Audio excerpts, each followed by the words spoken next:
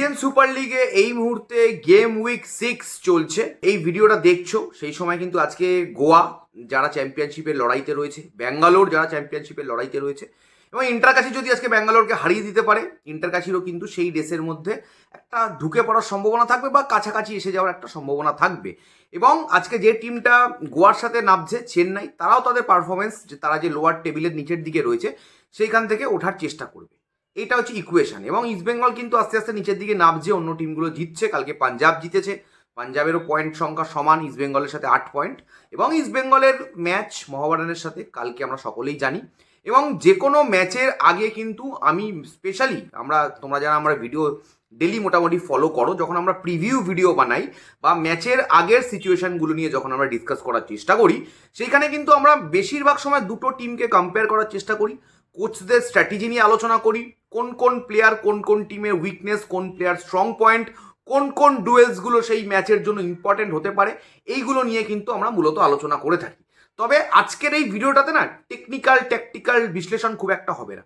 আজকের এই ভিডিওটাতে কারেন্ট সিচুয়েশন কি রয়েছে, অস্বস্তিতে রয়েছে ইস্টবেঙ্গলের কোচ, এবং কারেন্ট এই সিচুয়েশন থেকে বেরোতে কি ইস্টবেঙ্গল পারবে, সেইটা নিয়েই কিন্তু আজকের এই ভিডিও। সবাইকে ওয়েলকাম বেঙ্গলি স্পোর্টস ব্লগের নতুন ভিডিওতে। শুরুতেই রোজের মতো বলে দেবো, যদি চ্যানেলটাকে সাবস্ক্রাইব না করে থাকো অবশ্যই চ্যানেলটাকে সাবস্ক্রাইব করে দেখতে থাকো এবং এই ভিডিওটাকে লাইক করবে। পুরো ভিডিওটা দেখে তোমাদের মতামত জানাবে। নিশ্চয়ই তোমাদের মতামতগুলো আমি পড়বো, কমেন্টগুলো পড়বো, পড়ে তার উত্তর আমি দেওয়ার চেষ্টা করব। এই মুহূর্তে কেরালা ব্লাস্টার্স কিন্তু 1 পয়েন্টে রয়েছে। তারা লিগে এই মুহূর্তে 1 পয়েন্টে রয়েছে এবং সেই 1 পয়েন্টটা তারা ইস্টবেঙ্গলের থেকে নিয়েছিল। কালকেও কেরালা 3-1 হেরেছে পাঞ্জাবের কাছে।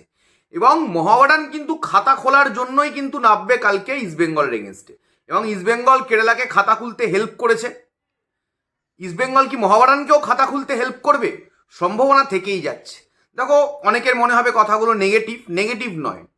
ইস্টবেঙ্গল টিমের, ইস্টবেঙ্গল প্লেয়ারদের মানসিকভাবে, শারীরিকভাবে তারা কতটা ফিট, সেইটা নিয়ে কিন্তু একটা প্রশ্ন চিহ্ন আমার মনে ছিল এবং সেই প্রশ্ন আমি তুলেওছি। কেরালা ব্লাস্টার্স ম্যাচে প্লেয়ারদের বডি ল্যাঙ্গুয়েজ, প্লেয়ারদের যে মাইন্ডসেট, এগ্রেসিভ মাইন্ডসেটটা থাকা উচিত ছিল, সেই এগ্রেসিভ মাইন্ডসেটটা আমরা দেখতে পাইনি। টিমের কোচ অস্কারের টিমের ওপরে কতটা গ্রিপ রয়েছে, ছেলেদের থেকে কতটা উনি পারফরমেন্স তুলে আনতে পারছেন, সেই বিষয়েও কিন্তু প্রশ্ন আমি তুলেছি। সেই সব কিছুকে আমি মাথায় রেখে একটাই জিনিস বলবো, কেরালা ম্যাচের পুনরাবৃত্তি যদি হয়, যদি আবার ইস্টবেঙ্গল পয়েন্ট লস করে মোহামেডানের এগেনস্টেও, এর থেকে লজ্জাজনক কিন্তু কিছু থাকবে না। মেহরাজের ছেলেদের মধ্যে আমি যদি বলি, তাদের নতুন করে দেখানোর কিছু নেই। টিমটা পুরো অল ইন্ডিয়ান স্কোয়াড, একমাত্র দল এই লিগে যাদের অল ইন্ডিয়ান স্কোয়াড। ইন্ডিয়ান স্কোয়াডটার কোয়ালিটিও যে খুব আহামরি সেটাই বলা যাবে না। এবং ইস্টবেঙ্গল টিমটার যদি আমি কথা বলি, বেশ কিছু জায়গায় টেকনিক্যাল চেঞ্জেসের দরকার রয়েছে। খুব predictable line up, predictable formation, predictable game play style, সব কিছুই কিন্তু অস্কারের অনেকটাই প্রেডিক্টেবল। প্রত্যেক আমরা প্রেডিক্ট করতে পারছি ঘরে বসে, তো অপোনেন্টের কোচরাও তো প্রেডিক্ট করে নেবেই। সেই জায়গা থেকে কালকে যেরকম আমরা বুঝতে পারছি 4-4-2 ফরমেশনে যদি যায়, জোড়া স্ট্রাইকারে ইউসেফকে হেল্প করার জন্য একটা স্ট্রাইকারের দরকার, বা ইউসেফের সাথে যদি অন্য একজন প্রপার স্ট্রাইকার খেলে, ইউসেফ যে স্পেসগুলো ক্রিয়েট করবে, ইউসেফ যে অপোনেন্টের ডিফেন্ডারদেরকে নিয়ে রান করবে, বা অপোনেন্টের ডিফেন্ডাররা যখন ইউসেফকে মার্ক করবে, সেই জায়গায় কিন্তু আরও আরেকজন যদি স্ট্রাইকার থাকে, সেই স্ট্রাইকারের সামনে কিন্তু গোল করার সুযোগ চলে আসবে।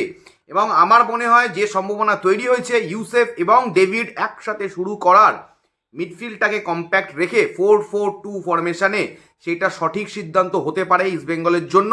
এবং এই যে খারাপ মোমেন্টামে শেষ 3টে ম্যাচ জিততে না পারা, 2টো ম্যাচ ড্র করা, 1টা ম্যাচ হেরে যাওয়া, সেই জায়গা থেকে কিন্তু এই ফরমেশনে গেলে এই চেঞ্জেসগুলো আনলে আমার মনে হয় ভালো হবে।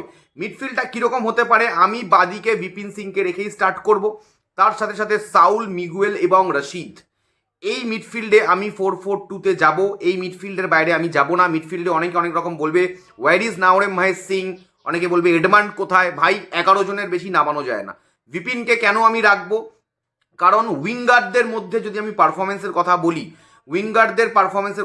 এখন অবধি ইস্টবেঙ্গল জার্সিতে আমার সব থেকে ভালো লেগেছে পারফরমেন্স বিপিনের। যদিও বিপিন কোনো গোল পায়নি, বিপিন অ্যাসিস্ট পেয়েছে, এডমান্ড 2টো গোল পেয়েছে। তবে প্রতিটা ম্যাচেই বিপিন খুব আউটস্ট্যান্ডিং না হলেও একটা ধারাবাহিক পারফরমেন্স দিয়ে গেছে, যেই ধারাবাহিকতা কিন্তু এডমান্ড দেখাতে পারেনি। এডমান্ড প্রথম দিকের ম্যাচগুলোতে 2-3টে ম্যাচে ভালো থাকলেও তারপরে ক্রমশ কিন্তু এডমান্ডের ফোকাস হারিয়েছে, যেটা আমি এডমান্ডের প্রচুর কোয়ালিটি ওর প্রশংসা সবসময় করি, কিন্তু মানে ইস্টবেঙ্গল টিমটা অল ওভার ইস্টবেঙ্গল টিমটা যেরকম ফোকাস হারাচ্ছে, ইন্ডিভিজুয়াল প্লেয়াররাও কিন্তু সেখানে আমাকে মার্ক করে বলতে হবে যারা ফোকাস হারাচ্ছে তার প্রথম অপশন মানে প্রথম নাম্বারে আমি বলবো এডমান্ডের কথা। তো সেই জায়গায় আমি বিপিনকে স্টার্ট করাবো।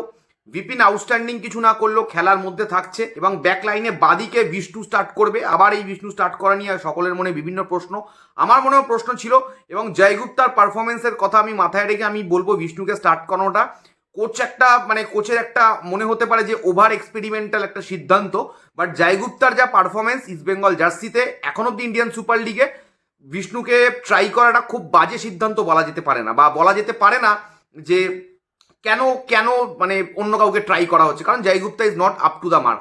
তবে আমি এখনো বিশ্বাস করি, আমার ছোট মাথায় যতটুকু বুঝি, আমি ফুটবলটা খুব একটা তো অস্কারের মতো বুঝি না, কিন্তু আমি হলে অবশ্যই সেই জায়গাতে প্রপার একজন লেফট ব্যাককে স্টার্ট করাতাম।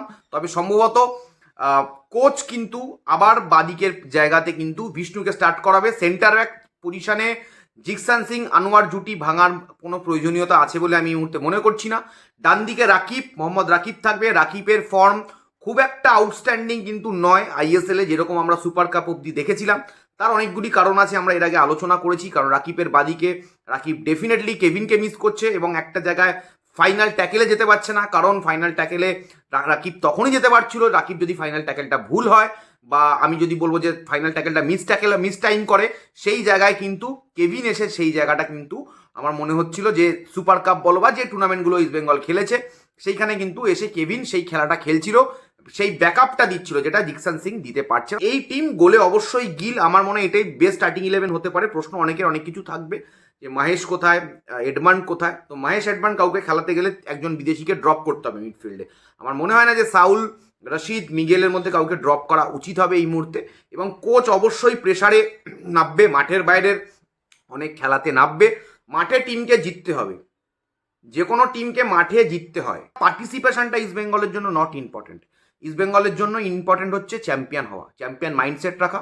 আশা করবো অস্কার নিজের প্রিভিয়াস মিস্টেক্সগুলো বুঝতে পারবেন অ্যাজ এই টিমের কোচ হিসাবে, এবং ওনার যে 5 নম্বর 6 নম্বরে থাকার একটা বাজে ফালতু মাইন্ডসেট যেটা আমি দেখতে পেয়েছিলাম কিছুদিন আগে, ওখান থেকে উনি বেরিয়ে আসবেন, এবং ওনার সাথে সাথে এই টিমটাও বেরিয়ে আসবে। কারণ ওনার এই মাইন্ডসেটটা কিন্তু উনি ইস্টবেঙ্গলের ম্যানেজমেন্টের তরফ থেকেই পেয়েছেন। ইস্টবেঙ্গল ম্যানেজমেন্টের থেকেও আমরা আগের বার শুনতে পেয়েছিলাম আগের বছর যে আমাদের লক্ষ্য টপ 6, ঠিক আছে। সো ডেফিনেটলি আমার মনে হয় কালকের ম্যাচ যদি ইস্টবেঙ্গল জিততে পারে তাহলে 11 পয়েন্টে যাবে।